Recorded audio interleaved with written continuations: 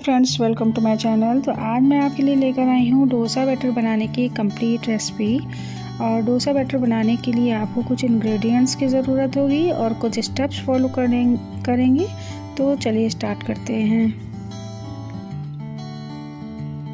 यहाँ पर मैंने ली है आधा चम्मच चने की दाल, आधा चम्मच मेथी दाना, 5 कटोरी चावल और 2 कटोरी उड़द की दाल। यहाँ पर इस बात का ध्यान रखना है कि चावल और दाल का मेज़रमेंट बहुत ही इम्पॉर्टेंट है, तो इस बात का ध्यान रखिएगा। अगर आप 2 कटोरी चावल लेते हैं तो आधा कटोरी ही उड़द की दाल लेनी है। अब इन सारी चीज़ों को हम भिगो देंगे 4 से 5 घंटे के लिए, और इसके बाद मिक्सर और ग्राइंडर में इसको हम पीस लेंगे।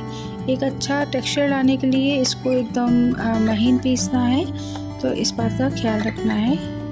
और इसके बाद हम इसको अपने हाथों की मदद से फेंट लेंगे, क्योंकि हाथों की गर्मी से ये जल्दी फर्मेंटेशन इसका जल्दी होता है, तो आप इसको अपने हाथों की ही मदद से फेंटिएगा।